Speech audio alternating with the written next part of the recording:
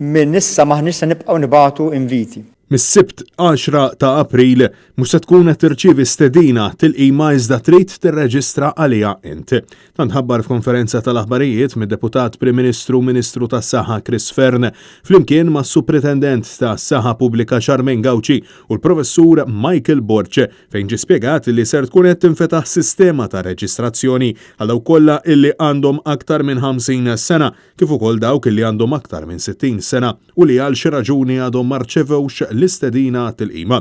Ir-reġistrazzjoni tista' ssir fuq is-sit online vaccin.gov.mt jew b'SMS lil 99180045 għal Malta u 99180044 għal Għawdex.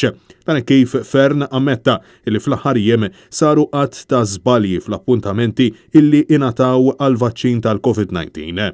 Issa bħalma jaf kulħadd il-listi li huma available fil-pajjiż mhumiex perfetti, imma aħna dak huma listi li użajna u ħdimna bihom u kemm jista' jkun irfinajnihom, imma jista' jkun hemm illi kien hemm każijiet fejn batna nvit f'edress ħażin, jista' jkun li kien hemm każijiet fejn batna nvit il-persuna li sfortunatament kienet diġà ħallietna u jista' jkun hemm każijiet fejn persuna ma kienx fuq l-lista tagħna u ma batnilix l-invit. Sa dan it-tant il-Gvern wettaq propost oħra li l-COVID Action Team tal-Partit Nazzjonalista ilu jipproponi għal xhur sħaħ fejn persuna tista' ukoll tirreġistra għat-tilqima mat-tobba tal-familja e kif aktar minn 100 tabib applikaw biex ikunu jistgħu jagħtu t-tilqima.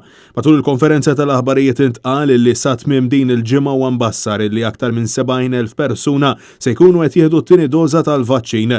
Ta' waqt li l-Gvern qed jgħid li sal-aħħar ta' Ġunju pajjiżna ser jilħaq il-herd immunity minkejja li ma ġiex ikkonfermat li bejn 80 u 85% tal-popolazzjoni ser tkun imlaqma u anqas kemm se jkun il-persentaġġ ta' persuni imlaqma b'mod sħiħ. L-ewwel tilqima diġà tagħti immunità għolja ħafna. Tieni tilqima fil-każ tal-Pfizer, AstraZeneca u Moderna tkompli tgħin u allura importanti li kulħadd jieħodha tieni tilqima wkoll. Is-Sibt filgħodu tħabbar il-pjan tal-Gvern illi sat-tielet ġimgħa ta' Mejju jridu jkunu tlaqmu bl-ewwel doża il-persuni kollha ta' aktar minn 50 sena. Sat-tielet ġimgħa ta' Ġunju il-persuni ta' aktar minn 40 sena filwaqt li sa' Santa Marija jkun ġie offrut il-vaċċin lil poplu kollu ta' aktar minn 16-il sena. Sissa anke skont l-informazzjoni provduta mill-Gvern il-vaċċin hu effettiv sa mill-inqas 4 xhur. Sa dan it-tant il-Ministru tas-Saħħa konferma li t-tilqima ta' Johnson & Johnson għada ma waslitx f'pajjiżna. Mistoqsi dwar iż-żewġ każi ta' trombosi mħabbra l-ġimgħa mill-Professur Gauci u spjega illi persuna minnhom għada qed tiġi rikoverata l-isptar filwaqt li l-persuna l-oħra rkuprat b'mod sħiħ. Madankollu ma ġiex ikkonfermati li l-każi kienu konsegwenza diretta tat-tilqima tal-AstraZeneca. Min-naħa tiegħu il-kap tad-Dipartiment tal-Kontroll tal-Infezzjonijiet fl-Isptar Mater Dei Michael Borce spjega li l-każi ta' trombosi relatati ma' dan il-vaċċin huma dawk fil-moħħ u fil-frixa, għalkemm insista illi huma rari ħafna. Huwa essenzjali li aħna nirrealizzaw li fil-ħajja hemm riski dejjem. Jekk inti toħroġ mid-dar u tidħol ġo karozza, hemm riskju fiha. Malta biss imutu 2.7 persuni kull 100,000 popolazzjoni fis-sena.